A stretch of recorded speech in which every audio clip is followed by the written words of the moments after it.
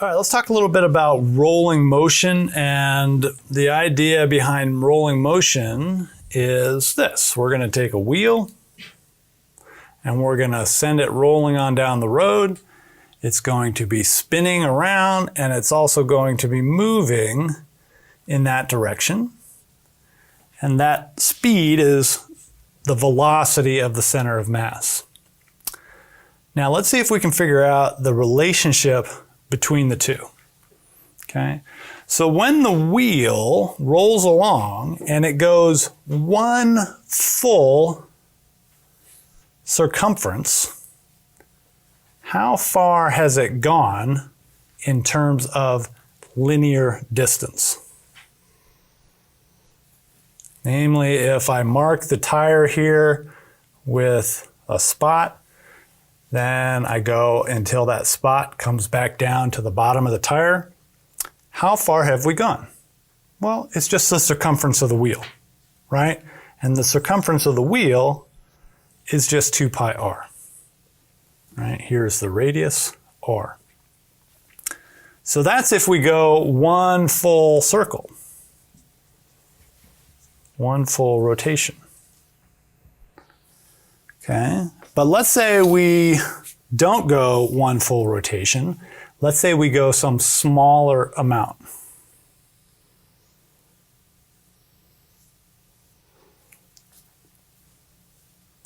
This thing's going to roll along, and now we've gone some other amount, which we don't know exactly what it is yet, but let's call it theta. How far has that wheel gone? It has gone a distance, r times theta. A full rotation is 2 pi, so we would get back to 2 pi r. If it's a partial rotation, then we just go a distance r times theta, which is also known as the arc length. All right. Can we somehow figure out now what the velocity VCM is for this case? Well, yeah, I think so, because how I increase my distance as a function of time, that's my velocity. Velocity is just going to be ds dt. But we know what s is. It's right there, r theta. So this is d dt of r theta. R is a constant. That's just the radius of the wheel. So that can come right on out. And we get our relationship between V and omega like we knew before. V is equal to R times omega. Specifically, this V is the velocity of the center of mass. If I look at the center of mass of the wheel, which is right in the center of the wheel, what's it doing? It's rolling along with speed VCM. What about acceleration? Well, if velocity is that, then we can calculate acceleration because acceleration is a derivative of velocity. So the acceleration of that center of mass is going to be the derivative of the velocity with respect to time. But now we know what that is. It's right there. R times omega. Again, R is a constant, and so it comes out of the derivative. And we have R d omega dt, but we know exactly what that is. That is alpha. And so the center of mass acceleration is equal to R times alpha. Okay, so all these things relate to each other through the radius of the object. And now let's think about how much energy you might have in a rolling wheel. So let's talk about the energy in pure rolling. Pure just means no slip.